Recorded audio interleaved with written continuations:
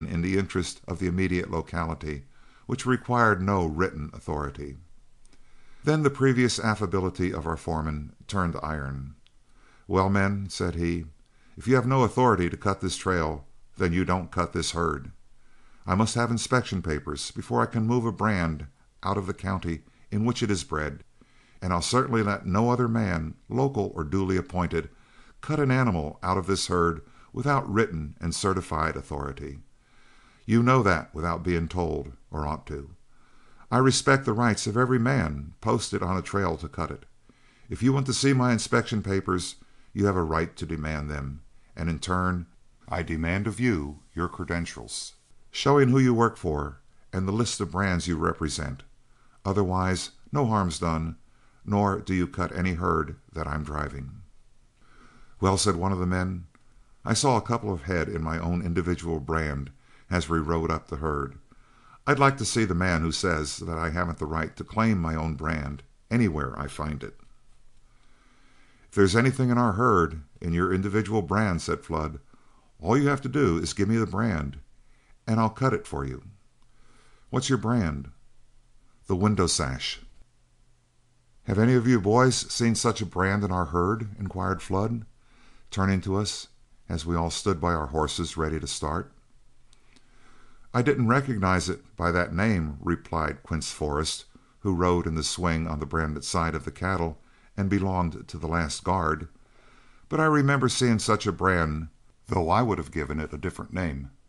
Yes, come to think of it, I'm sure I saw it, and I'll tell you where. Yesterday morning, when I rode out to throw those drifting cattle away from our herd, I saw the brand among Ellison's cattle, which had stampeded the night before. When Straw's outfit cut theirs out yesterday, they must have left the Window Sash cattle with us. Those were the range cattle which stampeded his herd. It looked to me a little blotched, but if I had been called on to name it, I'd have called it a thief's brand. If these gentlemen claim them, though, it'll only take a minute to cut them out." "This outfit needn't get personal and fling out their insults," retorted the claimant of the Window Sash brand, "for I'd claim my own if there were 100 of you, and you can depend that any animal I claim I'll take, if I have to go back to the ranch and bring 20 men to help me do it." "You won't need any help to get all that's coming to you," replied our foreman as he mounted his horse. "Let's throw the herd together, boys, and cut these Window Sash cattle out. We don't want any cattle in our herd that stampede on an open range at midnight. They must certainly be terrible wild." As we rode out together, our trail cutters dropped behind and kept a respectable distance from the herd while we threw the cattle together. When the herd had closed to the required compactness, Flood called our trail cutters up and said, "Now, men, each one of you can take one of my outfit with you and inspect this herd to your satisfaction. If you see anything there you claim, we'll cut it out for you, but don't attempt to cut anything yourselves." We rode in by pairs, a man of ours with each stranger, and after riding leisurely through the herd for half an hour, cut out 3 head in the blotched brand called the Window Sash. Before leaving the herd, one of the strangers laid claim to a red cow, but Fox Quarternight refused to cut the animal. When that pair rode out, the stranger accosted Flood. "I noticed a cow of mine in there," said he, "not in your road brand, which I claim. Your man here refused to cut her for me, so I appeal to you."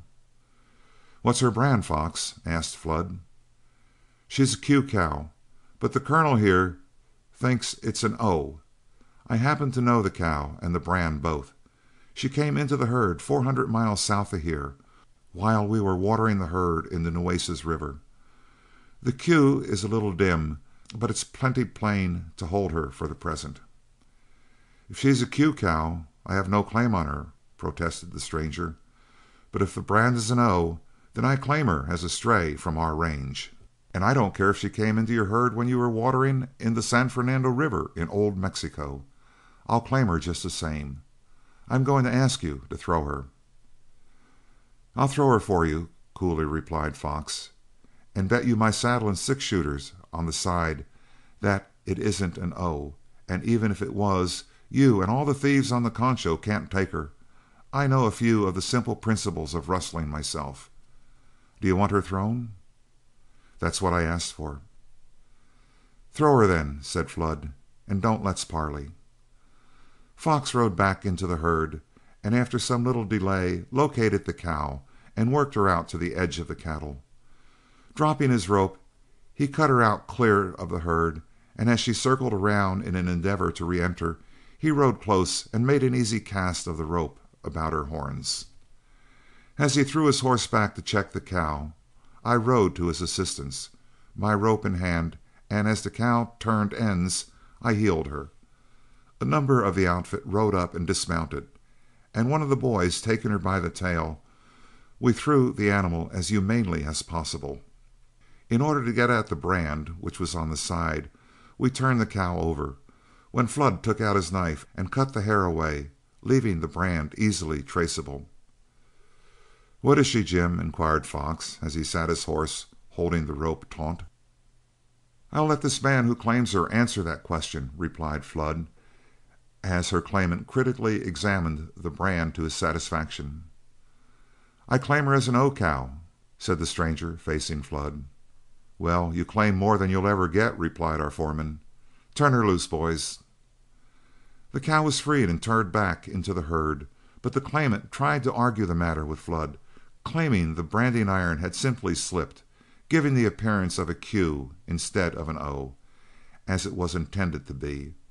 Our foreman paid little attention to the stranger, but when his persistence became annoying, checked his argument by saying, "My Christian friend, there's no use arguing this matter. You asked to have the cow thrown, and we threw her.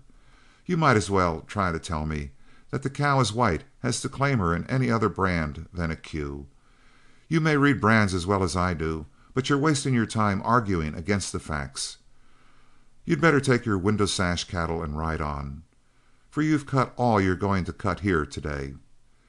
But before you go, for fear I may never see you again, I'll take this occasion to say that I think you're common cow thieves." By this straight talk, our foreman stood several inches higher in our estimation as we sat our horses, grinning at the discomfiture of the trail cutters, while a dozen six-shooters slouched languidly at our hips to give emphasis to his words. "Before going, I'll take this occasion to say to you that you will see me again," replied the leader, riding up and confronting Flood. "You haven't got near enough men to bluff me. As to calling me a cow thief, that's altogether too common a name to offend anyone, and from what I can gather, the name wouldn't miss you or your outfit over 1,000 miles. Now, in taking my leave, I want to tell you that you'll see me before another day passes, and what's more, I'll bring an outfit with me, and we'll cut your herd clean to your road brand, if for no better reason, just to learn you not to be so insolent." After hanging up his threat, Flood said to him as he turned to ride away, "Well now, my young friend, you're bargaining for a whole lot of fun. I notice you carry a gun, and quite naturally suppose you shoot a little as occasion requires. Suppose when you and your outfit come back, you come a-shooting, so we'll know who you are, for I promise you, there's liable to be some powder burned when you cut this herd." Amid jeers of derision from our outfit, the trail cutters drove off their 3 lonely window sash cattle. We had gained the point we wanted, and now, in case of any trouble, during inspection or at night, we had the river behind us to catch our herd. We paid little attention to the threat of our disappointed callers, but several times Straw's remarks as to the character of the residents of those hills to the westward reoccurred to my mind. I was young, but knew enough instead of asking foolish questions to keep mum, though my eyes and ears drank in everything. Before we had been on the trail over an hour, we met 2 men riding down the trail towards the river. Meeting us, they turned and rode along with our foreman, some distance apart from the herd, for nearly an hour, and curiosity ran freely among us boys around the herd as to who they might be. Finally, Flood rode forward to the pointman and gave the order to throw off the trail and make a short drive that afternoon. Then, in company with the 2 strangers, he rode forward to overtake our wagon, and we saw nothing more of him until we reached camp that evening.